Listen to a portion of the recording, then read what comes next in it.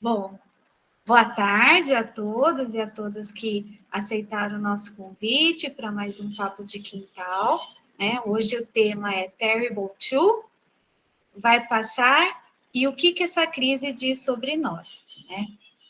A gente vai conversar um pouquinho sobre a famosa crise dos 2 anos, né? Conhecida assim, que se estende um pouco mais, né? E é essa fase que as crianças começam a perceber, né?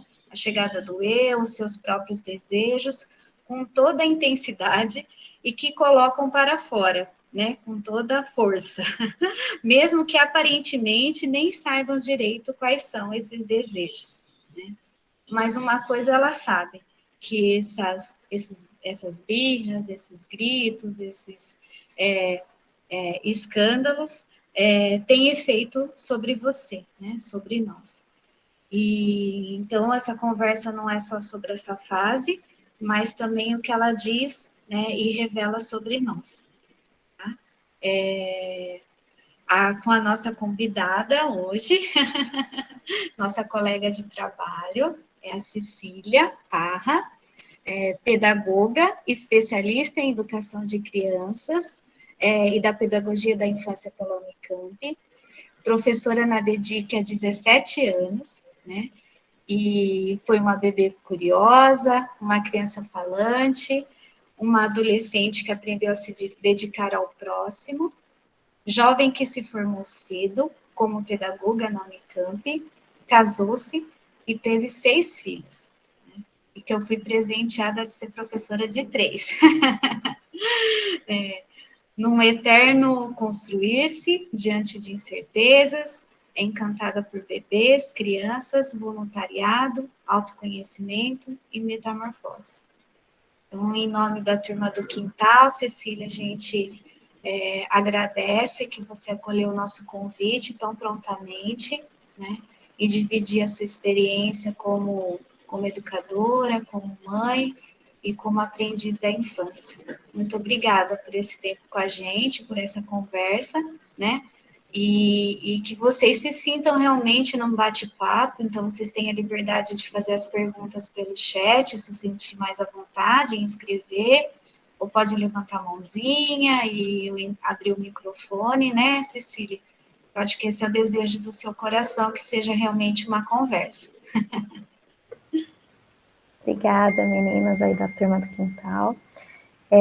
Queria agradecer, né, esse convite, terem pensado aí no meu nome para esse tema. Até quando a Ami conversou comigo, eu falei, nossa, Ami, esse tema estava borbulhando, inclusive, nas minhas questões de terapia. Então, nada é por acaso, né, para a gente poder dar um olhar, né, do quanto que essa fase que a gente fala que é o alicerce, né, do desenvolvimento, e que está ali escondidinho, mas é a fundação de toda uma casa. Se a gente não cuidar direitinho, né, as rachaduras vão aparecer mais à frente. Então, por isso que é importante a gente olhar o que isso causa, né, em nós, o que está ativando, né, em nós, em relação às nossas memórias, em relação à falta de acolhimento que nós tivemos para as nossas manifestações, e o porquê que a gente não consegue fazer diferente com as nossas crianças, né? É um grande chamado para que a gente se transforme, para que a gente possa possibilitar caminhos que a gente não teve. Então, na verdade, eu gostaria muito de pedir para vocês que essa conversa fosse realmente um bate-papo, né, que vocês se sentissem à vontade para me interromper, né, para abrir o microfone, falar junto, né, se 2 ou mais abrir o microfone ao mesmo tempo, a gente faz aí a política da boa vizinhança, fala você, mas que vocês participem, né, é importante que a gente vá sentindo que essa fala tem eco, né, que a gente tente vencer um pouco essa barreira, né, desse virtual, que muitas vezes a gente propõe uma conversa e o negócio vira palestra, e eu falei para mim que eu queria muito que não virasse palestra, né, que a gente se sentisse juntas nesse processo, por mais que eu esteja aí, como elas falaram, né, nessa experiência com 6 filhos e vivenciado isso de diferentes formas, eu também estou nesse processo de construção e com cada um foi de um jeito, né, e se a vida me possibilitou ter esses 6 para aprender, talvez é porque eu precisasse mais do que algumas, ué.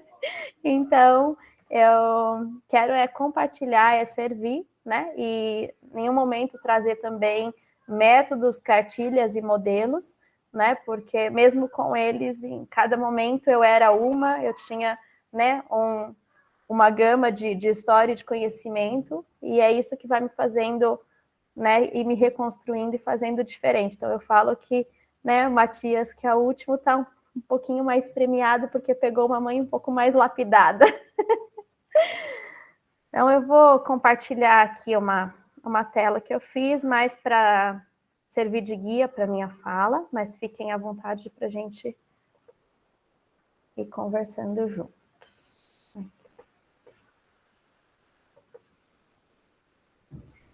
Então, né, a ideia do tema é realmente entender, né, que esse período, né, que é a crise dos 2 anos, tão dito, que a gente... Quando a Mi trouxe o tema, já logo eu lancei um questionamento, né? Falei para ela, mas por que a gente chama de crise?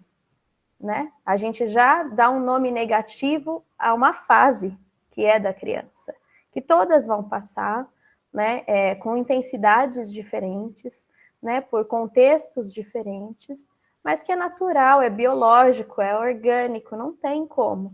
Né? Então, assim, a gente já olha com peso para aquilo, aí a crise dos 2 anos. E falar também, que foi o que eu falei para as meninas no começo, não é dos 2 anos. É de um processo de maturação, que para cada um tem um período, né? E aí, pelo menos até os 4 anos, é a certeza que isso dura, gente. Né? Muda um pouco, porque a criança vai conseguir verbalizar mais, então ela começa a elaborar um pouco mais seus pensamentos, seus sentimentos, seus processos, mas não quer dizer que ela não vai nos enfrentar, que ela não vai nos desafiar, tentar impor as suas vontades, né? Porque esse eu está chegando com tudo. E o meu convite é, vamos olhar sim para a criança, para essa fase do desenvolvimento, mas vamos olhar também para nós mesmos, porque a gente só vai fazer diferente se a gente entender o quanto isso nos afeta, né? O quanto que essa situação está falando, né, dos nossos limites, né? Então, do quanto que a gente precisa acolher a nossa vulnerabilidade, as nossas falhas, o não ser a mãe perfeita, né? E se a gente não acolher esse nosso lugarzinho, a gente vai exigir que a criança dê conta de uma perfeição que a gente está colocando sobre nós mesmos. A gente está dividindo um pacote muito pesado com ela. Então, deixa eu passar aqui. E aí, né, eu queria conversar então com vocês um pouquinho sobre isso, né? Então, o bebê chegou. Um bebê chegou e a gente, desde o momento em que tem o resultadinho do teste de gravidez, já vai criando uma série de expectativas de como vai ser essa criança, né? Se essa criança vai dormir a noite toda, se eu vou conseguir amamentar, como é que vai ser o parto, se eu vou ter rede de apoio, né? Uma série de coisas que a gente vai projetando para essa criança, né? Que é repleta de idealizações, né? Porque a gente vai olhando a grama do vizinho, né? Então, ai, tomara que meu filho seja bonzinho, como os ciclanos, né? Todo mundo que via os meus também falava, ah, que suas crianças são diferentes, ai, suas crianças são educadas, suas crianças... Ai, gente, é fácil, né? Assim, a pessoa tá vendo ali a graminha só em alguns momentos, a gente não sabe o que a gente tá fazendo para parar ali, né? O trabalho de bastidor, né? E a realidade chega. Então, assim, quando a gente é surpreendido, né, por essa criança que muitas vezes, né, não consegue ser amamentada, não tem o parto que a gente desejava, a gente não tem a rede de apoio que a gente sonhou, que chora demais, que a gente não entende, que tem cólica, aí é um desconhecido, né? Cada outro é um universo que a gente não consegue decifrar, né? Então, a gente fica muito preso a uma série de padrões, de etapas que essas crianças têm que viver, né? Um modelo de família, um modelo de educação, né? Um modelo do que é a criança boazinha e esperada, né? E tudo isso vai mexendo com a gente. Mas, ao mesmo tempo, a gente ter contato com essa criança, com esse desconhecido, toca em nós a nossa infância, faz com que a gente visite a nossa infância e que a gente fale, nossa, tem coisas que eu não gostaria que ele vivesse, né? Tem coisas que eu passei que eu quero que seja diferente para o meu filho. A gente joga, a gente projeta para essa criança ele ir além daquilo que eu fui, né? Então, aquilo que os meus pais não deram conta, né? Aí a gente vai para diferentes projeções, né? Tem gente que projeta que o filho vai ser bailarina, porque a mãe não conseguiu ser bailarina, pianista, porque a mãe não conseguiu tocar piano, e também, né, que vai conseguir estudar, já que eu não tive oportunidade de estudo, né, que vai conseguir falar idioma se eu não conseguir falar, e a gente joga tudo isso, né, para essa criança. Então, esse desconhecido, ele, de qualquer forma, ele vai despertar em mim memórias, né? De coisas que eu quero livrá-lo e de coisas que eu gostaria que acontecessem com ele e que não foram possíveis para mim. Faz sentido isso para vocês, gente? Alguém? Posso seguir? Alguém quer falar alguma coisa? Então, vamos lá. Opa, que eu passei duas aqui. E aí a gente, então, vai entrar, né, nessa etapa do desenvolvimento. Então, o que que acontece? O bebê, né, ficou lá dentro da mãe por em torno de 9 meses, né? Então, ele se entende como um ser totalmente ligado à mãe. Ele dependia dessa mãe para sobreviver, né? Era a partir dela que chega o alimento, né? É graças a tudo aquilo que o organismo dela o protege que a vida acontece. E não é porque ele nasceu que ele automaticamente se sente separado dessa mãe. Então, são vários meses para que a criança comece a perceber que ela é um ser à parte, né? Ela começa, na verdade, a enxergar esse mundo que está à volta, mas ela sente aquele cheiro da mãe próxima, ele guarda, mesmo que ele ainda não consiga ter a nitidez de ver o rosto da mãe nos primeiros dias, né? Mas ele guarda esse cheiro dela, esse estar junto. Então, por isso que as crianças no início, né, requerem tanto esse colinho, esse aconchego, porque é difícil ele se separar desse pele a pele, né, desse olfato, que na verdade é uma das primeiras memórias que ele tem do que é a mãe. Então, é muito lento esse processo que a gente chama de desmembramento, dele se perceber que ele é um ser à parte, né? Isso vai se intensificando à medida que ele vai ganhando os movimentos, né? Que ele vai se deslocando.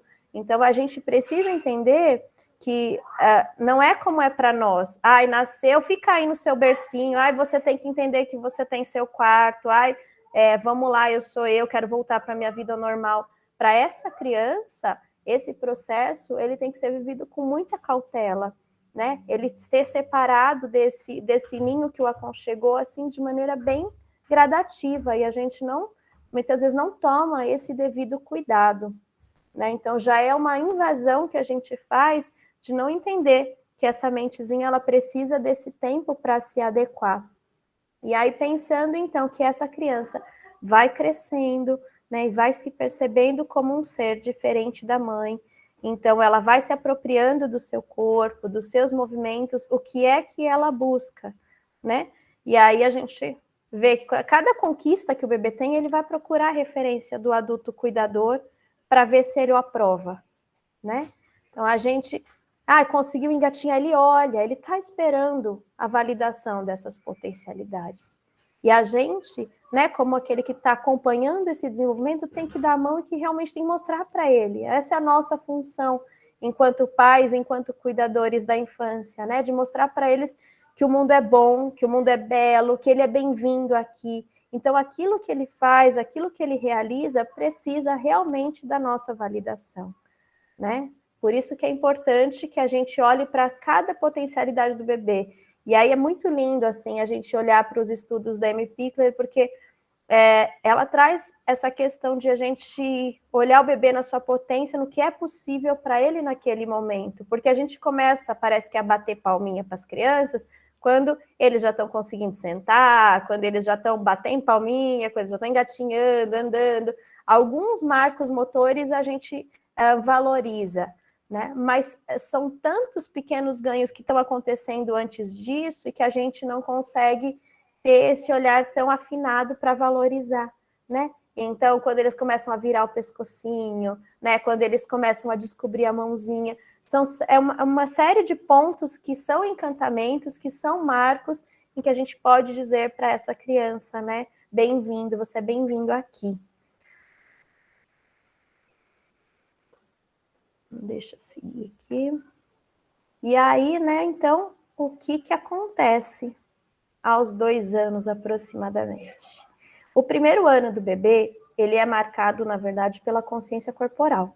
Esse é o principal trabalho do bebê no primeiro ano de vida.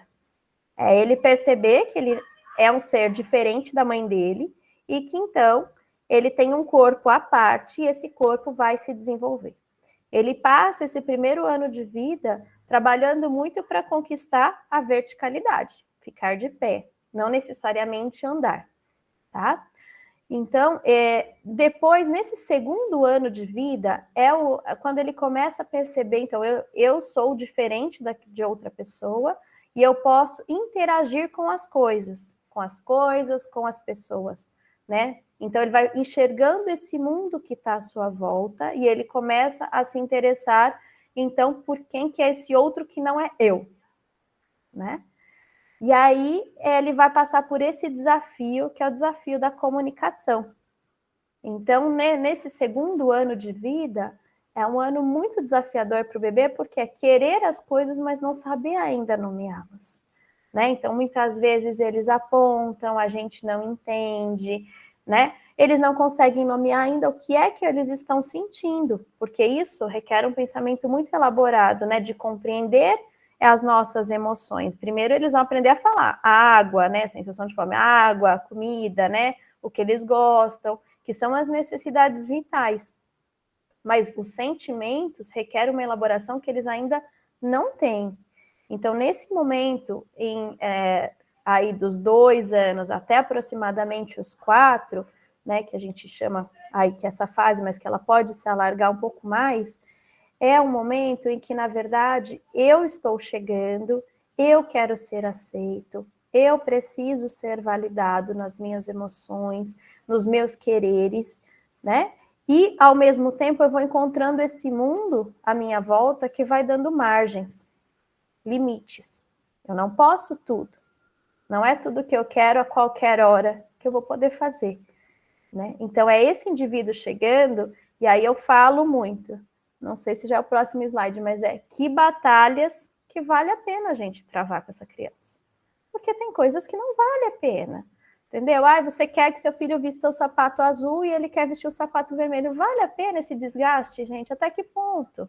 Entendeu? Tem coisas que a criança precisa exercitar esse poder dela também de escolha, né? Então, assim, a gente pode limitar algumas coisas, mas possibilitar também que a criança se sinta participante, que ela sinta que a voz dela é respeitada. Não é tudo. A gente veio de uma educação que fica quieto porque faz porque eu estou mandando, a minha palavra é a última. Então, né, que nos tornou pessoas obedientes e não questionadoras e que não se colocaram, né? Não sei aí de vocês, mas muitas vezes essas respostas, faz porque eu estou mandando, tipo, no meu inconsciente e no meu travesseiro, eu ficava xingando um monte. Claro que eu não ia xingar meu pai, né? Mas lá no meu quarto, para minha ursinha de pelúcia, eu falava, não, mas não é possível, como é que pode? Aquele monte de vozinha, porque você não concordou, porque você não se sentiu respeitado. Então, quantas vezes a gente deixa de se colocar e a gente traz isso para a vida adulta, depois, né, de não conseguir se posicionar. Por quê? Porque a gente aprendeu que a nossa vontade não vale. A gente aprendeu que sempre tem alguém que sabe o que é melhor para a gente. Né? Em alguns momentos isso tem sentido, mas em alguns parece que a gente fica tensionando a corda desnecessariamente só para falar que sou eu que mando aqui. Então, quero deixar essa provocação.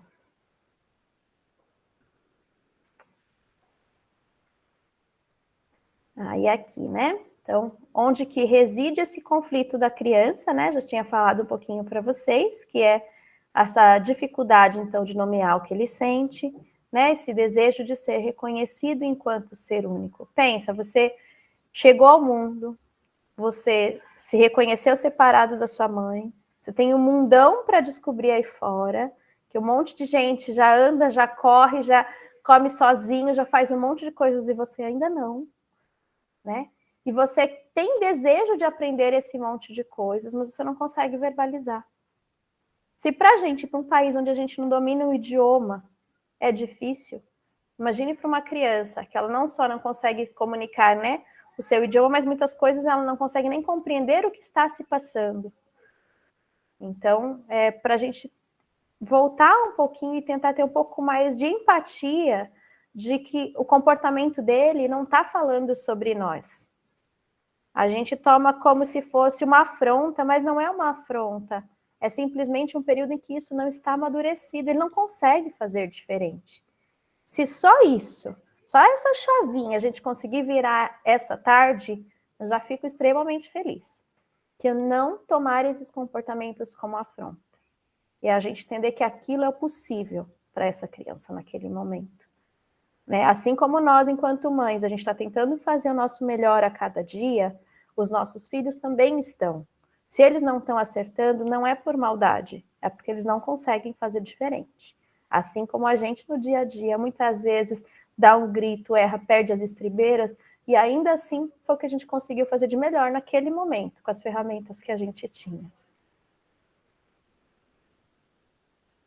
E aí é o que eu falei, né? Então, que batalhas que valem a pena serem enfrentadas, né? Por quê? Porque, na verdade, a gente tem esse olhar, né, de autoridade, de quem dá a última palavra aqui. Então, eu fico o tempo todo querendo, na verdade, mostrar o meu papel de mãe. E será que é para quem isso? Né? É para que os outros me vejam que eu sou uma boa mãe? Será que isso é ser uma boa mãe? Né?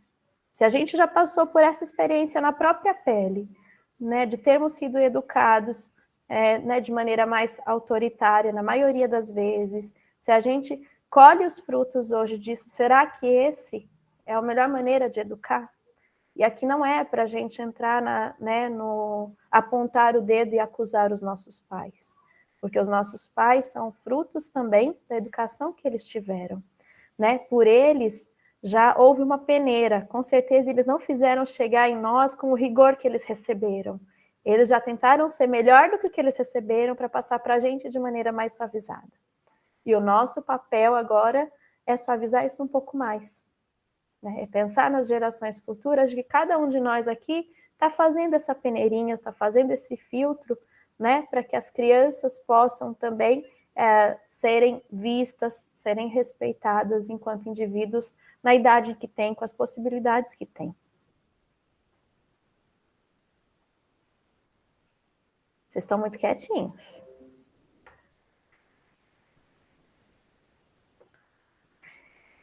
E aí, né, eu coloquei essas imagens de qual é o caminho do meio, né? Então, entre ceder e exigir, há inúmeros matizes. Eu gosto muito dessa imagem de caminho do meio, porque eu penso muito nisso, eu não gosto de posturas extremistas. Eu, né, nessa vivência de mãe de 6, eu percebo que há inúmeros matizes mesmo, com alguns eu vou pender mais para um lado, com alguns eu pendo um pouco mais para o outro. Esse meio, ele é muito amplo ainda, entende? Porque cada pessoa a gente vai descobrindo esse caminho que é com ela, é único, e não funciona com o outro. Né? Então, com alguns, se você usa determinadas palavras, aquela pessoa chora, e com outras pessoas você tem que conversar mais de igual para igual. Então, assim, a gente vai ter que entender que essa relação que a gente tem com os nossos filhos, ela é realmente, é como se fosse um código secreto que eu tenho com cada um. Né? Não são receitas, eu tenho que descobrir de qual que é a coloração que vai dar certo, qual que é a combinação que vai dar certo com essa pessoa. E aí a gente não ir, né, para a permissividade e nem para esse autoritarismo, né? Porque a gente vive hoje a geração daqueles filhos que pegaram horror ao autoritarismo. Então, não quero isso de jeito nenhum na minha vida, não vai ter grito, não vai ter tapa, não vai ter isso, não vai ter aquilo, não vai ter aquilo.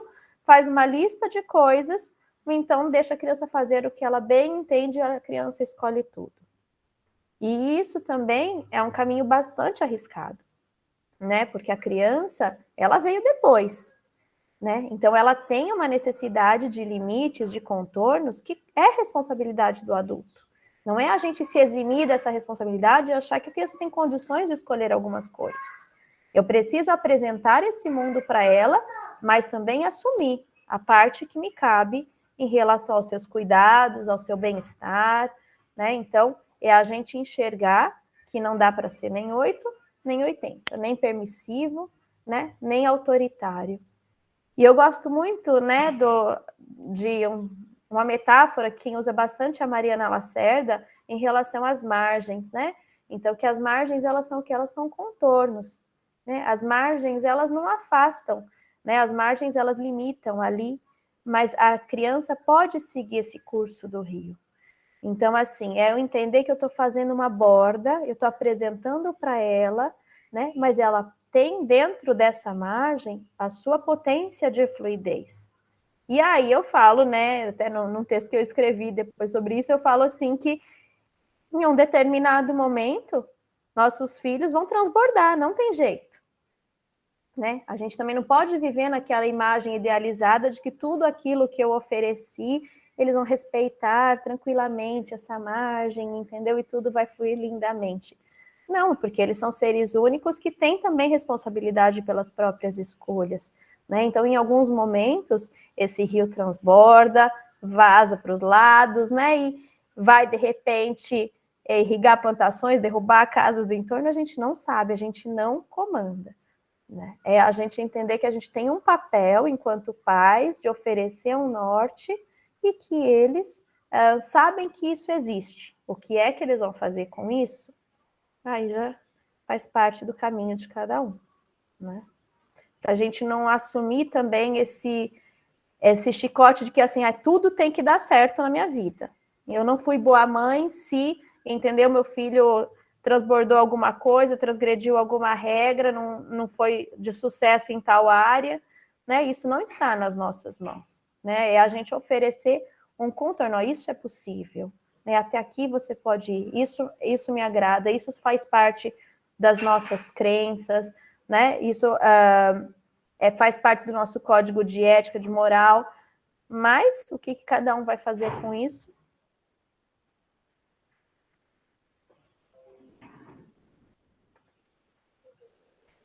E aí, né, trouxe aqui, então, o que a gente vai fazer, então, né, nessas situações de choro excessivo, em que a gente se sente enfrentado, em que a gente se sente com vergonha.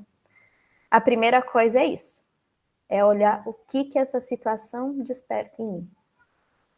Pensando agora, por exemplo, né, você está no supermercado e você fala que você não vai comprar um todinho, e aí a sua criança se joga no chão e faz aquele escarcéu, porque você falou que não vai comprar um todinho, né? Então, o que é que isso desperta em mim? Será que naquele momento eu estou realmente me conectando com o que essa criança está me trazendo, ou eu estou presa com que imagem as pessoas estão levando de mim? Eu estou sendo julgada nesse supermercado, que eu sou uma mãe, né, que não sou uma boa mãe, que eu não dou conta da minha filha. Se eu bater, vão me julgar porque eu bati. Se eu deixo chorar, vão falar que eu sou mole demais, né?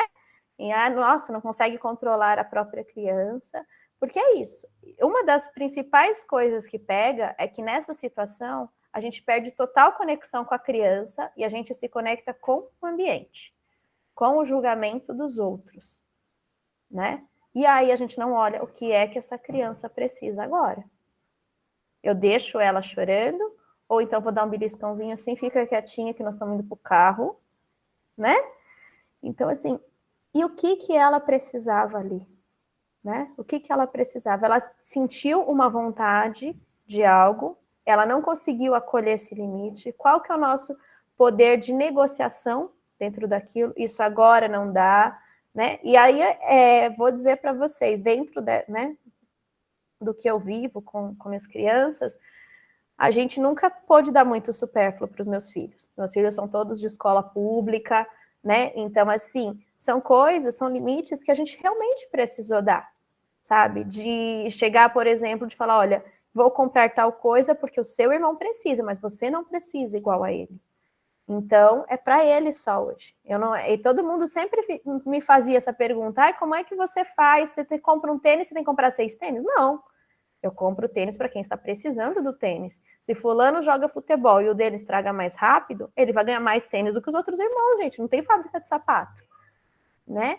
Então, assim, é dentro disso a gente poder dialogar com as crianças com essa verdade, né? Se eu deixo de me preocupar um pouco com o olhar externo, eu consigo passar assim, com uma seriedade o não, porque não, entendeu? É falar para ele assim, olha, nesse momento eu não consigo comprar isso que você pediu. Eu também fico triste, porque eu queria poder te dar isso agora, mas agora não dá, não consigo. Quem sabe mais para frente, vamos ver. Vou anotar aqui que você gostaria muito de ter isso, né? Quando eu tiver uma sobrinha de dinheiro, vou colocar isso aqui como prioridade. Ele se sentir visto e se sentir acolhido dentro do seu possível. Não é dizer sim a tudo, né? E existem coisas que realmente a gente vai precisar, né, pontuar. Olha, não, eu escolhi que você não vai comer doce antes do almoço. Então, se a gente veio no supermercado agora e você ficou com vontade disso, a gente pode fazer isso mais tarde. Nós vamos voltar aqui, então, à noite, né? As negociações, se está dentro do nosso campo de possibilidade, mas há uma margem para negociação, é pensar em negociar. O que a criança quer naquele momento é simplesmente ser vista, não é ser atendida. A gente confunde muito as coisas. Então, o que ela precisa? Que aquela vontade seja vista, ela seja nomeada. Não foi nada. Fica quieto aí, não foi nada, porque aí ela não foi vista. Aquela vontade, você não conversou sobre aquela vontade. Você não deu valor para aquela vontade. Sabe quando a gente ganha um desenho de criança, assim, e você olha, que lindo, e joga no canto? É mais ou menos isso que a gente faz com as crianças, entendeu? Eles estão ali gritando algo, né, manifestando um desejo, uma vontade, e eu não estou conseguindo acolher. Então, é pensar nessa questão de, assim, eu tenho condições de atender ou não, não importa, mas deixa eu olhar para isso. O que é que você está me sinalizando? Tem 2 anos, está chorando por quê? É por um suco de laranja? Estou vendo, filha, você queria um suco de laranja agora, mas antes você precisa almoçar. Olha, é possível a gente fazer esse caminho. Depois que você comer, eu posso providenciar esse suco para você, né? Olha, que tal se a gente fizer isso amanhã? Estabelecer essas negociações, mas dizer que aquela vontade foi vista, não passar por cima, tratorando, né? A gente acaba considerando que tudo aquilo que a criança traz é bobo, é pequeno, né? Mas para ela aquilo é o mundo, ela está chegando agora, são as primeiras vontades que ela está tendo e a gente está falando que aquilo não tem importância, isso é muito sério, né? Se a gente olhar isso na nossa vida, o quanto que realmente nós ouvimos as nossas vontades e as nossas necessidades mais na frente, a gente se escuta. É tão difícil a gente, né? A gente vive a vida empurrando as situações, mas a gente não para olhar realmente as nossas necessidades. Por quê? Porque desde pequeno isso parece que não foi importante. O que eu quis lá na frente, o pirulito, a boneca, tudo isso foi falado que era coisa besta. Então, eu vou crescendo falando que tudo aquilo que eu realmente preciso, que eu vi importância, não tem ninguém que vai atender, não tem ninguém que vai acolher. Eu deixo até de sonhar, sabe? São consequências muito sérias. Então, assim, quando eu comentei no início aqui com as meninas, né, que eu tinha levado esse assunto, estava conversando com isso em terapia, é porque tem muito a ver, né? Depois, se a gente não olha para essa criança e essa criança sente que aquilo que ela sonha, que aquilo que ela deseja é acolhido, tem força, pode se concretizar, a gente vive depois isso em etapas que erupcionam lá na frente. Então, na nossa adolescência, a gente vem de novo, cheio de desejos, cheio de vontade, é um ciclo. E aí, como é que isso é trabalhado?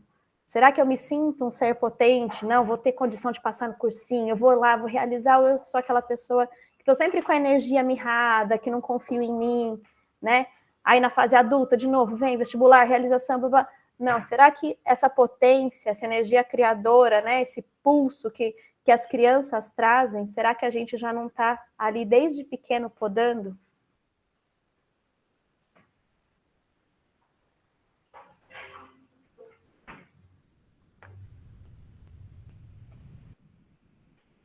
E aí, um pouco do que eu já tinha falado, né? Então, os nossos desejos, né, eles sempre foram muito silenciados, né? A gente não está acostumado a falar sobre as nossas faltas, né? Então, os nossos comportamentos sempre foram para agradar alguém. Né? Então, não chora porque a mamãe não gosta, não chora porque você vai ser uma menina feia, não faz assim porque fulana fica triste, né? É sempre a emoção do outro que tem valor. O que eu estou sentindo não tem valor. E aí a gente foi se moldando a partir dessa perspectiva, uma perspectiva muito, muito cruel conosco, sabe? E aí a gente, até hoje, tem levado isso, que é a ferramenta que a gente tem, que é a forma como a gente foi criado, e passa isso para os nossos relacionamentos, né? Para os nossos filhos. Então, por isso que eu falei que eu queria muito que a gente não olhasse para a crise da criança, mas que a gente se olhasse dentro desse processo, do porquê que é tão terrível assim esse olhar de julgamento dos outros, né? Por que é tão difícil para mim acolher a necessidade do outro, né? Olhar para essa criança como um ser com necessidades e com vontades. Por quê? Porque parece que é a minha hora da vingança. Eu sempre tive que abrir mão de mim em prol de um adulto. Agora que eu sou adulta, eu vou ter que olhar para a criança como assim? Eu quero ser a última voz. Eu não fui a última voz quando eu era criança, né? Então a gente saiu um pouco dessa relação daquele que ficou esperando ser adulto para ter voz de comando.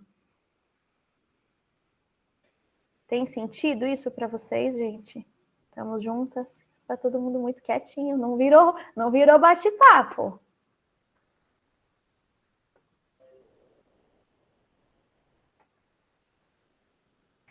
E aí, eu trouxe aqui um pouquinho desse diálogo a respeito da chantagem, que eu gosto muito, que está nesse livro aqui, ó, Conversas Corajosas, da Elisama Santos.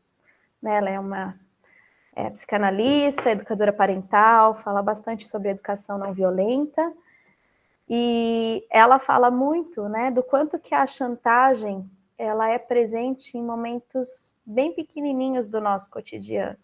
Né, que a gente enxerga aquelas chantagens de filme, né? Ai, se você não fizer isso, eu te mato. Mas, no dia a dia, as nossas falas, elas acabam levando as pessoas a alguns comportamentos. E a gente vai criando essa maneira de dialogar com as pessoas, né? Então, que é ou a partir do medo, então, com as nossas crianças, se você não fizer isso, vai acontecer tal coisa, né? Esse se está sempre presente, se, né? Ou da culpa, então, mamãe vai ficar tão triste se você não faz tal coisa, você não é mais meu filho se você fizer isso, que terrível, né? E a gente vai querendo que o outro se modele, né? E se transforme a partir de atender às nossas vontades. E aí é esse diálogo, né, que eu queria trazer, então, que é isso que a gente quer construir, a gente quer continuar perpetuando essa roda. Isso, Conversas Corajosas, Elisama Santos. Isso mesmo, Fabiola.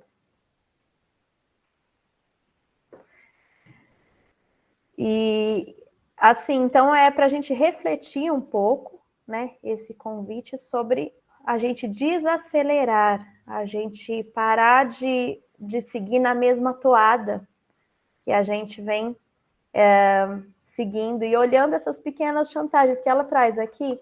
E é tão bonito a gente ver como no dia a dia a gente faz essas chantagens, né? Então ela fala, por exemplo, né, da mãe que assim, sempre fala para o filho, se você for trabalhar longe, eu morro. Né? Então, olha a culpa que está colocando na criança, no adulto, no jovem, né? Não faça isso comigo, minha vida depende de você. Olha o peso que é para essa pessoa. Então, são as ferramentas de chantagem que a gente vai fazendo, né? E que a gente arrasta para a vida adulta, então esse adulto depois não se sente capaz de casar, de viver um relacionamento longe dos pais, se recebe uma oferta de emprego fora do país, não vai, porque fica com isso na mente de que a mãe dele está viva graças à presença dele ao lado, né? Então, o quanto que a gente acaba sugando, né, esse impulso, essa força que a criança tanto nos traz, que é de viver a vida, de se jogar, de se lançar, e a gente vai fazendo essa poda muito cedo nos nossos pequenos.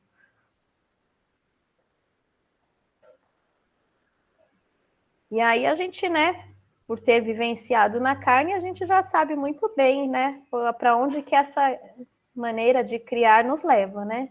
Então, quais são os frutos disso? Né, nós temos aí, nós somos dessa geração que tem uma baixa estima, né, que não se sente potente, realizador, né, que está sempre colocando o outro à frente de si mesmo, né, que aprendeu que é isso que tem que ser valorizado, que olhar um pouco para as suas necessidades é ser egoísta, né? Então, que a gente precisa de aprovação o tempo todo, né? Dificuldade para resolver problemas, para exercer a criatividade. Por quê? Porque é isso, a gente não teve aquele que olhou para nós e que nos disse, vai, pode ir, vai com força, né? Eu te apoio, né? O seu querer também é visto aqui. Não só recebeu poda, poda, poda, poda. Né? Esses padrões rígidos de pertencimento, o que é isso, na verdade? É aquela forma, eu tenho que caber naquela forma. Se eu for um pouquinho diferente daquela forma, entendeu? Eu não sirvo mais. Né? Então, a gente fica tentando se adaptar e vestir uma camisa que está apertada, né? Dentro dos nossos relacionamentos, dentro de pertencer, seja a nossa família, né? O grupo social, religioso, a gente vai tentando vestir algumas coisas que nos aprisionam, em que a gente não mostra tudo aquilo que a gente é. Isso aqui não cabe nesse lugar, deixa eu vestir uma máscara aqui de tal personagem, porque é esse que entra nesse baile, né?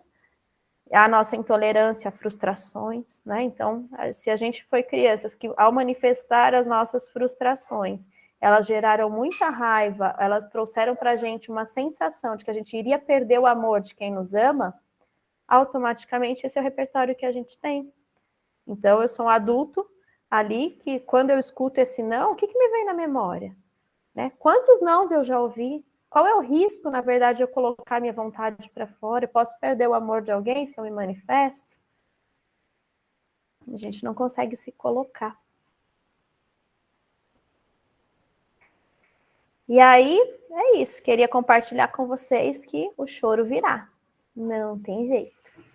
Né? Ele é natural, ele é manifestação, ele precisa ser sentido e acolhido.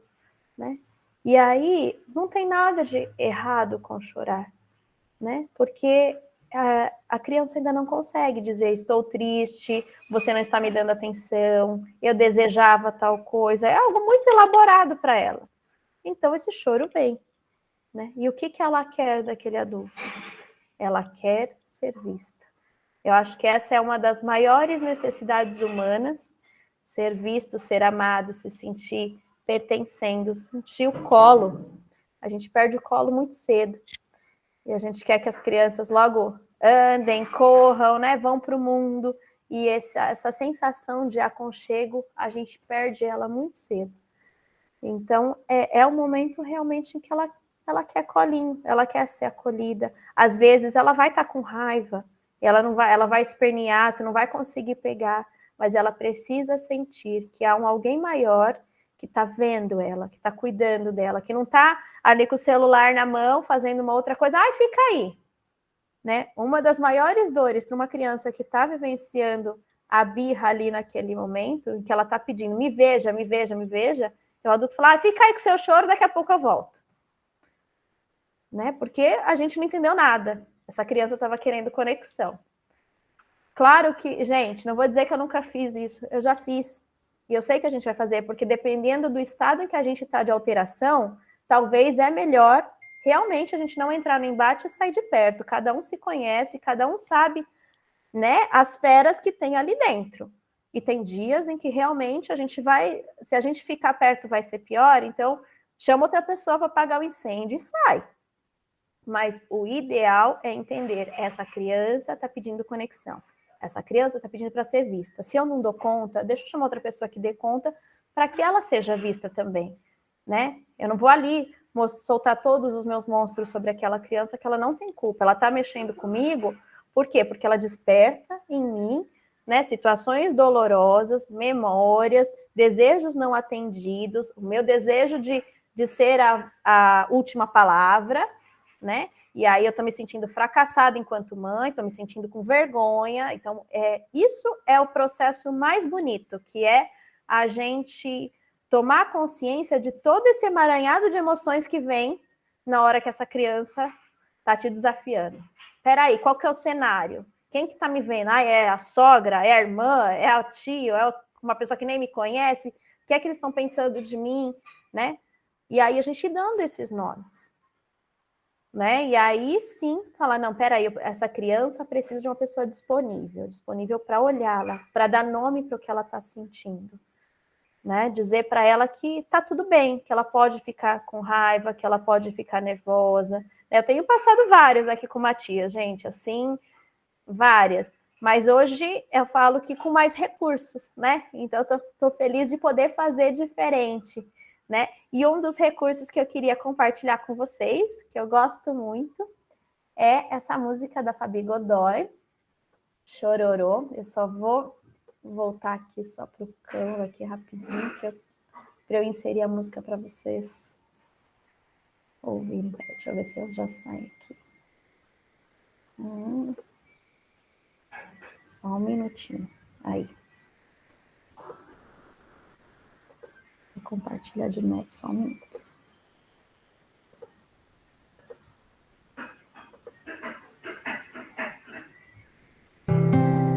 Esse chororô já vai passar. Pode chorar pra se acalmar. Deixa sair. Eu estou aqui. Choro acalma, lava a alma. Chororô, deixa sair. Esse chororô já vai passar. Pode chorar pra se acalmar. Deixa sair. Eu estou aqui. Choro acalma, lava a alma. Chororô, deixa sair.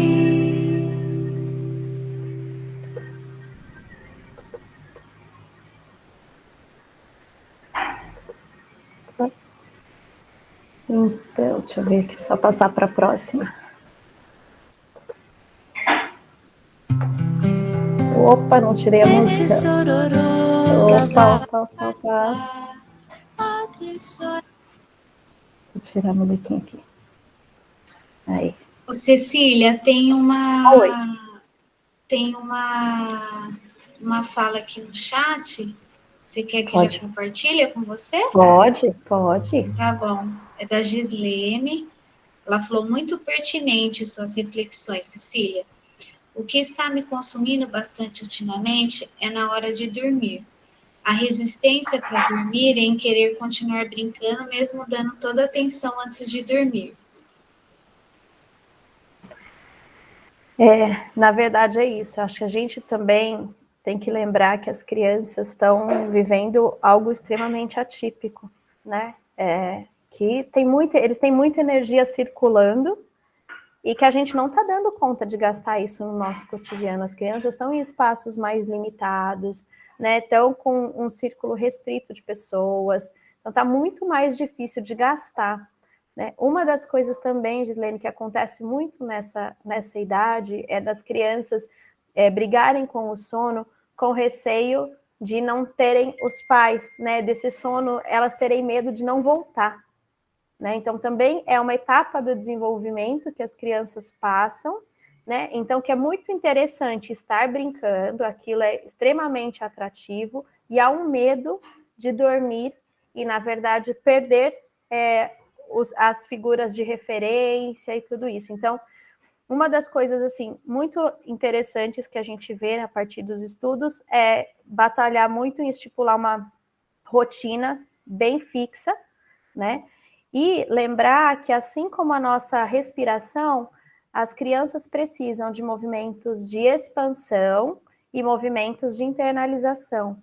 Então, dentro dessa rotina, você ter esses momentos que ela possa correr muito, em que ela possa gastar muito, e depois, já ao fim do dia, ir fazendo um recolhimento, né? E gradativamente convidando ela para esse repouso, né? Então, com atividades mais lentas, né? História, música, a questão da penumbra, né? Para algumas crianças também é uma coisa que funciona bastante, a criança entender que quando o sol se põe, então as luzes também ficam mais suaves para não atiçar demais a visão, né? Mas é assim, é isso, é um desafio. Aqui hoje o meu, por exemplo, né? Estou compartilhando com vocês que há uma semana que eu parei de amamentar. E tá assim, tá sendo extremamente difícil. A gente tentou fazer isso de maneira respeitosa, conversando, dialogando, né? Criamos uma história infantil, ilustramos a história infantil, estamos fazendo um monte de coisas assim super legais. Mas em alguns momentos vem aquele eu quero de qualquer jeito, e que bate, que esperneia, que não sei o quê, apesar de a gente já ter conversado que não é só essa forma de carinho que existe. Aí eu seguro, fico junto, fico cantando essa música que eu compartilhei com vocês. Falo, tá bom, filho, chora, tá bom, entendo que tá triste, que você gostaria, né? Mas o corpinho da mamãe já tá muito cansado, já são muitos anos juntos, né? E aí eu vou trazendo para ele também, né? Esses meus limites em relação a isso, de que eu confio que ele é capaz, que existem outras formas de ser alimentado, e a gente vai conversando, e aí ele se acalma, assim, tem funcionado, não é 100%, mas eu vou cantando com ele, daqui a pouco ele fala, tá bom, então, me dá sua mão, aí eu vou fazendo cafuné na mão dele, e aí ele dorme com essa musiquinha, assim, então por isso que eu quis compartilhar, né, que são... eu falo, são caminhos únicos com cada criança, né? A gente não tem exatamente a receita, mas é importante para a criança, e nesse momento do sono, ela ver que a gente está conectado com ela, sabe? Como é que está sendo esse ir dormir? Porque às vezes a gente também quer fazer tudo às pressas, porque a gente quer que a criança durma muito logo para a gente ter o resto da noite para fazer as outras coisas que não está dando tempo, e a gente passa a nossa agonia de querer que ela faça isso rápido, e ela sente. Então, é preferível que você vá inteira naquele momento, fale, não, nesse momento eu estou realmente com você, para que ela sinta essa conexão, para que o potinho de amor dela fique cheio, e aí ela consiga descansar. Senão ela vai entrar nesse ritmo, nessa cobrança, sabe? Pois, Cecília, acho que é isso mesmo, porque é o momento que a gente está mais cansada também, né? E eu continuo amamentando também. E para a gente é um desafio, assim, porque é o tempinho para a gente, né? E mesmo a rotina estando bem redondinha, tudo, e eu acho que a gente acaba passando isso para eles também, né? Exatamente. Então, assim, é por isso que a gente fala, né, essa questão do tempo de qualidade para a criança, que é o que vale mais do que o tempo do relógio. Então, assim, filha, eu tô com você agora, mas é com você de verdade. Deixa o celular de lado, apaga a luzinha, não vamos contar uma história, fazer um cafuné, nossa, tava com saudade de você, ai, seu cheirinho, isso. E fica, e se entrega para que ela fale, nossa, é tão bom estar com a minha mãe e ela possa relaxar o corpo. Porque às vezes ela não está relaxando porque ela está com esse medo de perder, sabe? Ai, é tão pouquinho que eu fico com ela que eu quero ficar mais, então eu quero abrir os olhos, quero estar junto, né? Ela não está conseguindo lidar com essas emoções. Porque aqui a gente faz um momento de leitura também, ou mesmo de oração antes, mas parece que às vezes até isso está no mecânico, né? Então, às vezes até diversificar, igual que você falou, da música. Oi? Da música, ou do carinho, né? Ai, que lindinha. Eles são esponjinhas. Que delícia ouvir a voz dela. Ai, meu Deus! Agora eu morri. Ah, boneca. Lindeza. Que linda que ela tá. Eu acho só que eu tinha só mais uma. Eu acho que é uma só. Deixa eu ver aqui. Tá. Aí aqui é uma frase que eu separei, na verdade, para vocês, de um curso que eu fiz, e eu achei tão bonito que eu sou eu para mim mesmo, né? A gente pensar nessa criança. E você é eu para você. 2 poderes diferentes. E nós dois somos nós, mas só se eu aceitar. Então é a gente entender que cada um é um universo, né? A criança, ela é única e ela quer ser aceita como única. E a gente só vai ser nós, a gente só vai se misturar se realmente haver consentimento. Senão, realmente, a gente vai ficar 2 universos apartados. Em alguns momentos precisa ser assim. Essa criança, ela está chegando, ela quer ser vista como eu. Esse eu chegando. Eu preciso ter valor, eu preciso ser aceito, eu preciso que entendam as minhas vontades, mesmo que eu não consiga verbalizá-las. E aí, né, o que temos então nas nossas mãos, né, a possibilidade de fazer diferente. É fácil? Não. Né? E aí requer de nós o quê? Pausa, sentir, tentar todos os dias, mas também acolher essas nossas falhas, porque a gente, né, vai errar, não tem como.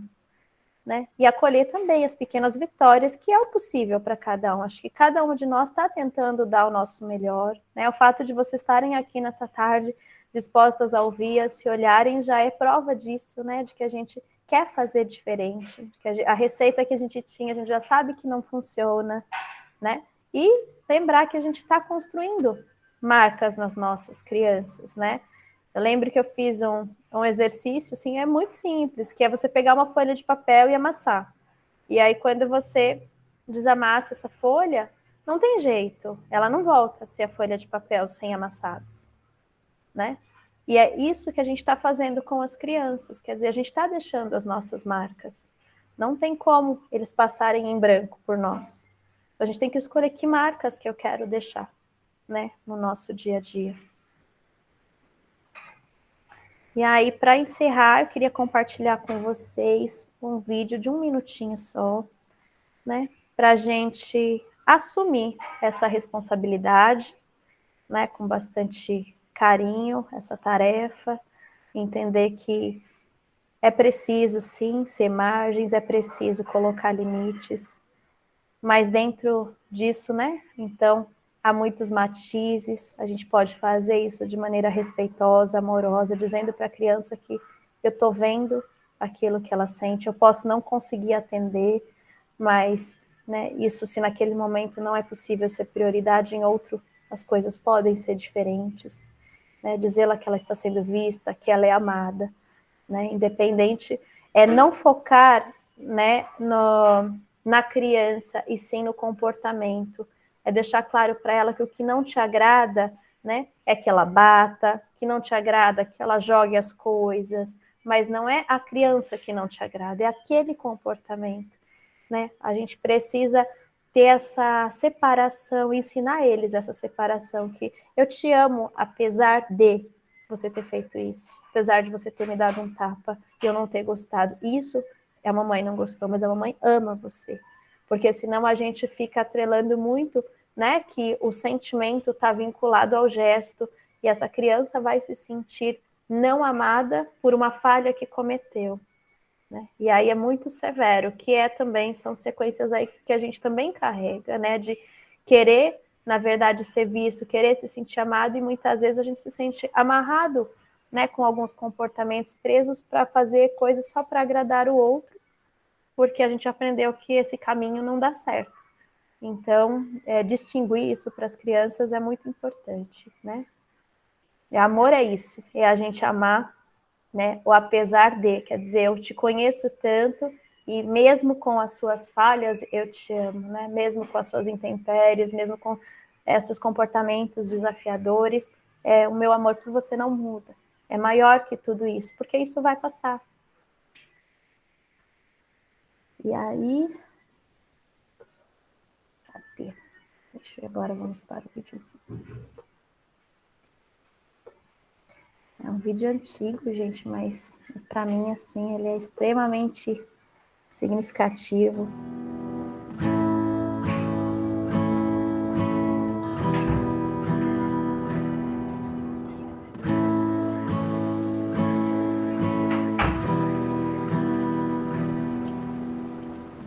It looks like rain again today. Dark clouds gather and fill the sky. Don't know how to talk to you, just know how to say goodbye.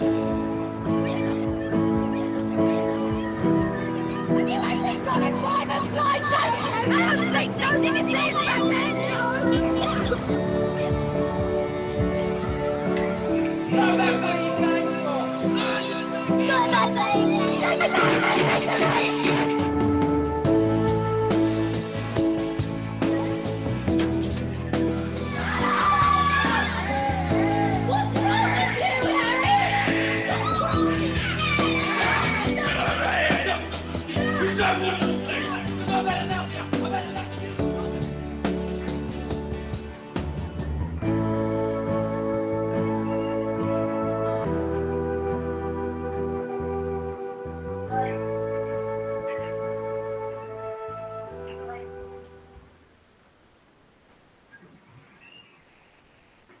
Então, eu sei que é forte, né?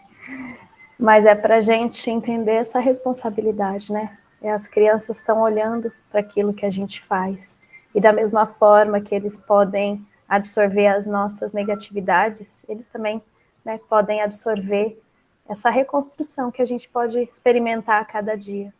Então, né, os nossos pais nos deram o melhor que eles puderam, a gente está aqui fazendo a peneira e passando adiante aí aquilo que é o nosso melhor. Né? E assim como eles também vão receber de nós o nosso melhor e vão passar melhor ainda para os nossos netos. Acho que essa é a grande esperança, né? De que as crianças vejam e façam aquilo que a gente está semeando agora. Né? E acho que é com essa mensagem que eu queria encerrar essa tarde com vocês. Agradecer muito aí o convite, a parceria, a escuta.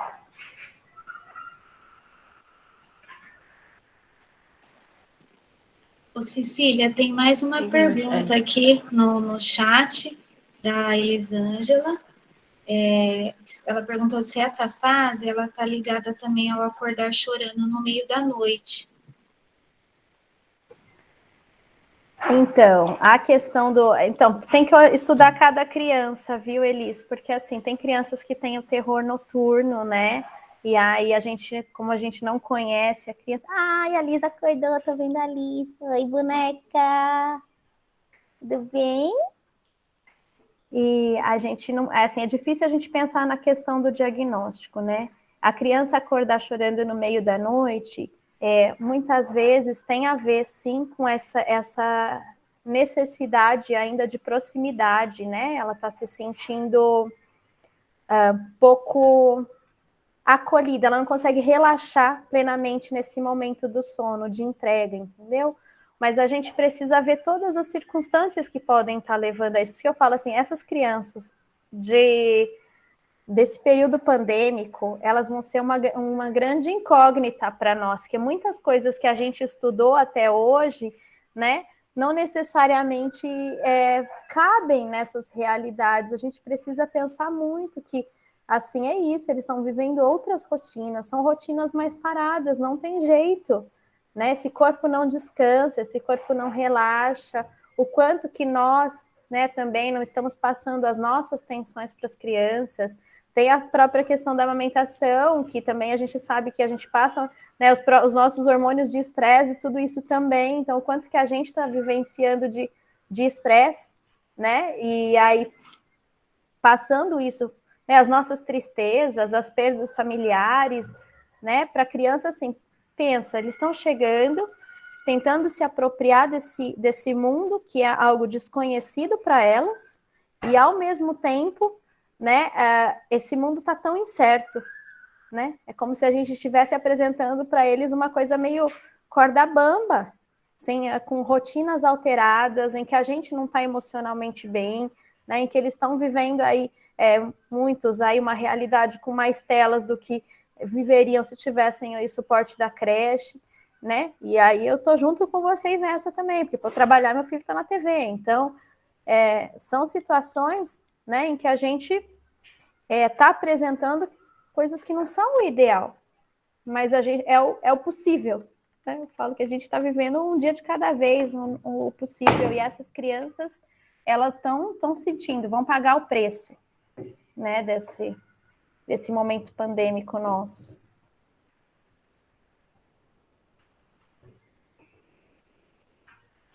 A Camila pediu se você poderia falar um pouquinho o que seria esse terror noturno. Ai, Camis, então, na verdade, assim, eu não vou conseguir trazer para você agora de maneira muito profunda, tá? Mas, assim, o terror noturno é um momento, né, da vida da criança, e aí pode acontecer em diversas vezes, que podem haver situações emocionais, né, em que a criança, ela não consegue relaxar, tá? Então, ela vive um estado de tensionamento com esse medo, na verdade, de perder a vida, né? Então, assim, a vida aqui, ela tá interessante, eu consigo brincar, eu consigo usufruir, e o dormir significa uma pequena morte. Então, a criança, ela não quer vivenciar esse sono, ela quer voltar o tempo todo, ela não consegue relaxar esse corpo, porque ela quer voltar para a vida, né, para a ação, porque ela tem medo realmente desse desligar, né? Então, ela pode ter muitas sequências emocionais, né, ligadas a isso. Às vezes, são situações de separação, às vezes a gente, né, tá trabalhando demais e não consegue dar uma total atenção para a criança, então ela acaba ficando com receio de que essa separação seja eterna. E aí ela não consegue relaxar esse corpo, entender que vai ter um dia seguinte. Por isso que eu estava falando até para a Gi de apostar, de fazer um bom momento de entrega para o sono. E aí uma coisa que eu gosto muito também é de quando eles estão naquele momento de transição, né?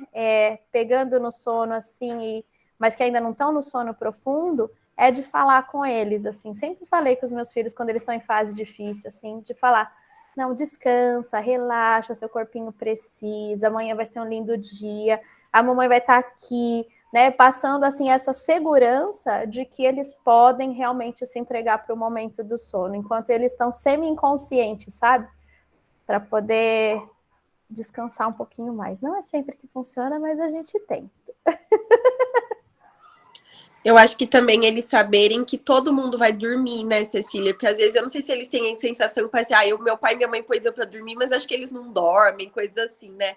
Então, eu sempre, quando ponho a Mari pra dormir, eu falo pra ela sempre nessas horas também, que eu a amo, que o pai ama e tudo mais, e que assim, ela dorme, eu durmo, o papai vai dormir, e quando o dia virar, a gente vai acordar e vai viver outro dia, mas pra ela entender que essa rotina faz parte da casa, faz parte para todo mundo, não é só dela, não é só ela que está sendo posta para dormir, mas que tudo isso assim, você vai tranquilizando para saber. Olha, ela sempre fala: o papai vai dormir agora, você vai dormir também, mãe? Eu vou dormir também. Então, acho que a criança entender também que ela é parte da casa, ela é parte da família, e que esse tipo de rotina ou esses momentos fazem parte de todo mundo, né? Então, às vezes ela também acha que só ela tá indo dormir, que aquilo é só para ela e que, sei lá, né?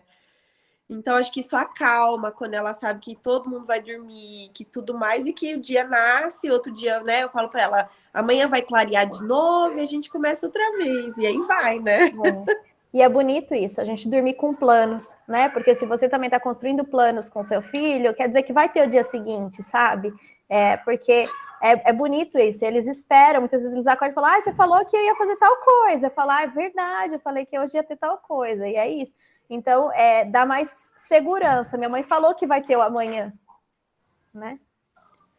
Eu acho que é isso. Eu acho que o que a gente pode tirar bastante, pelo menos eu, assim, dessa conversa, é que quando a gente traz, né, é o Terrible Two, ou essa fase, essa crise, eu acho que ela diz muito mais sobre nós do que sobre a criança, né? Eu acho que esse é a conclusão que a gente consegue tirar. A criança com 2, 3, 4 anos, seja lá quanto dura essa fase, de geração em geração, ela não muda muito nessa fase. Ela é isso, é assim que acontece e acabou. Agora, quem muda é o adulto de geração em geração.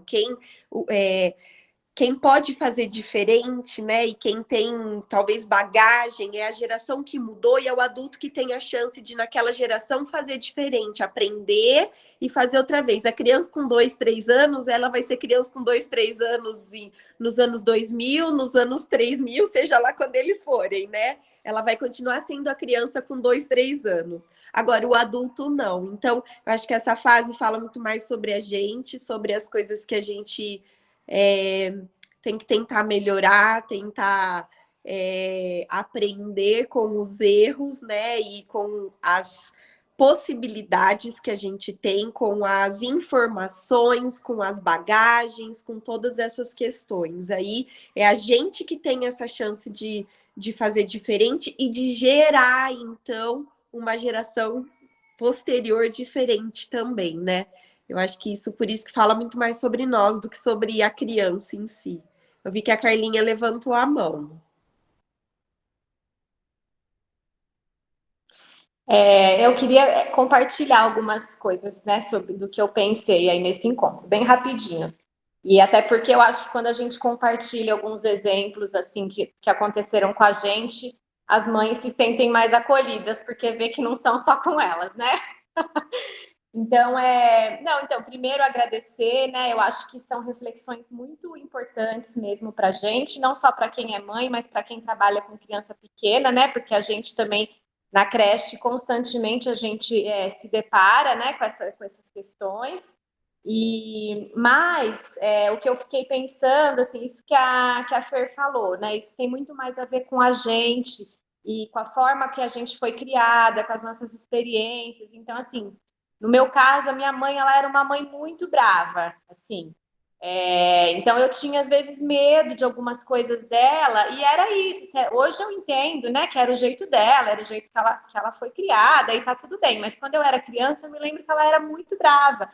Eu me lembro, por exemplo, que um dia ela me mandou para a escola, olha que sem noção, gente, que pessoa maluca. Ela me mandou para a escola de meia calça branca. E aí, óbvio que eu voltei da escola com a meia toda rasgada, porque eu brinquei no escorregador, eu rasguei toda a meia, né? E eu lembro dela ficar muito brava, mas assim, foi ela que me pôs aquela meia que não tinha nada a ver eu ir brincar no escorregador de meia calça, enfim, né?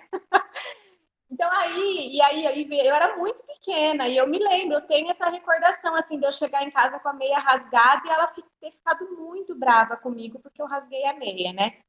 Então eu sempre achei assim que com o meu filho eu ia buscar uma educação diferente, de escuta, né, de entendimento. Tinha já a prática na creche, que a gente já pensava sobre isso, já estudava sobre isso e tal. Mas e aí, ok, aí, né, que é aquela coisa também, né, que eu era uma mãe perfeita até eu me tornar uma, né, que é sempre assim, né, gente? A gente tem todas as receitas até de fato acontecer com a gente. E aí, quando vem esses momentos de birra e de confronto e tal, então a gente acaba se pegando com tudo isso que a gente acreditava, né? Então, a gente dá a escuta, conversa, mas em alguns momentos vai ter que pôr o limite, né? E aí eu me lembrei de duas situações que aconteceram comigo. Então, uma delas foi a primeira vez que o meu filho, também devia ter, sei lá, uns 3 anos, ele tentou me bater, ele me bateu, né? Porque contrariei ele de alguma coisa e ele me deu um tapa, né?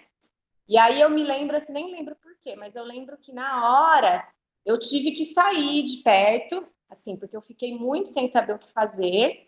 E aí respirei, pensei, e aí quando eu voltei, né, para retomar com ele aquele assunto, eu lembro de eu ter dito assim, olha, você tem todo o direito de ficar com raiva de mim, você só não pode me bater, né? Porque é isso. Então eu reconheço que você tá bravo, tudo não tem problema. Eu lembro que ele falou assim: "Ah, eu te odeio", alguma coisa assim. Então não tem problema você me odiar nesse momento, porque é um sentimento legítimo, mas você não pode sentir isso e me bater por conta disso, né?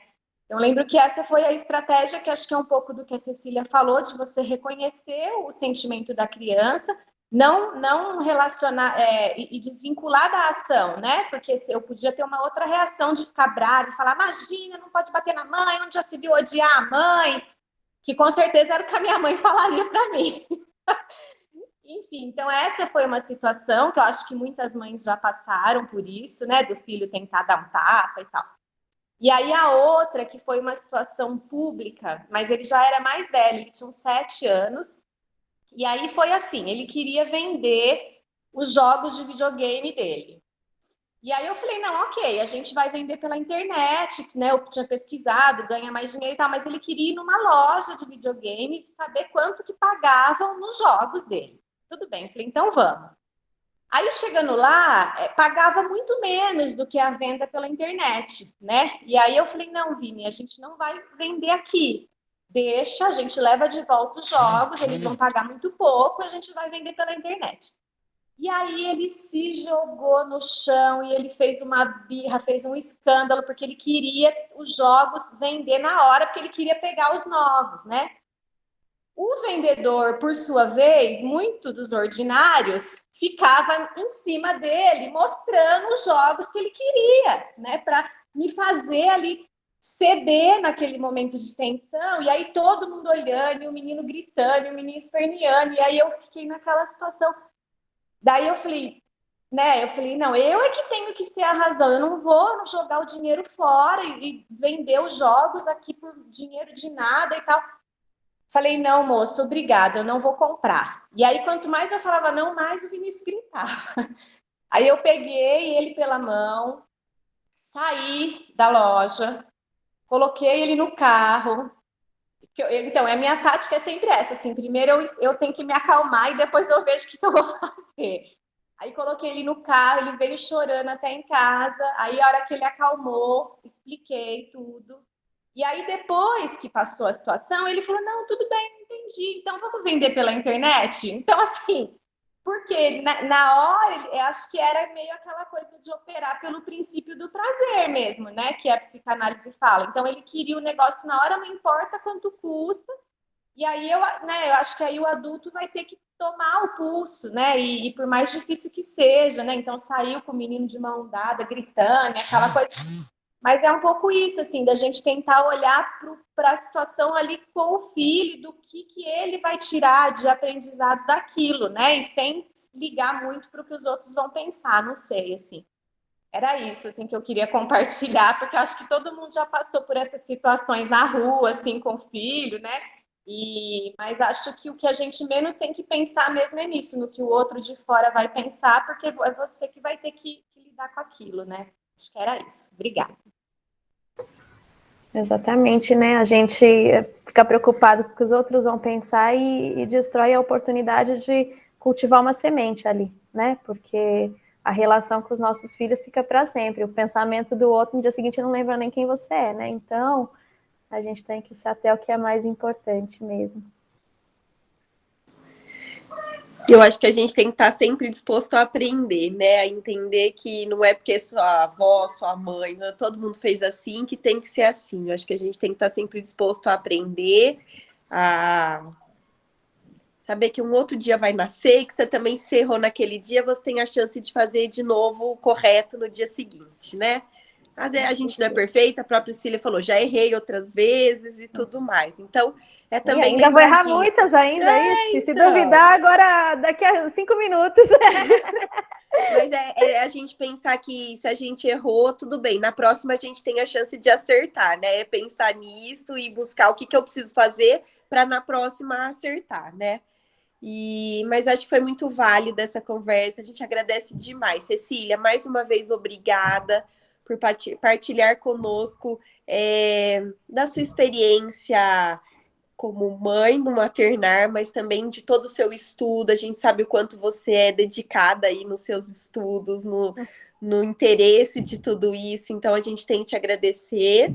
Cecília tem uma página lá no Instagram, viu, gente? Onde ela fala sobre isso que eu ia falar. Eu vou fazer aí. uma live sobre o tema na quinta, né? Como já está preparado, assim, aí algumas pessoas de fora me perguntaram, então eu vou abrir a live na quinta-feira. Então, se vocês quiserem compartilhar com pessoas de fora, acharem que faz sentido, né? Outras mães de outros grupos, de maternal, assim. Aí na quinta-feira a gente volta a conversar. Manda pra gente depois, Cecília, a arte, não sei se você fez alguma coisa, ou o Instagram certinho, a gente repassa aí nos grupos das nossas turmas para fazer isso, mas tem bastante conteúdo lá na página da Cecília já, que ela já postou e tudo mais, então passem por lá também.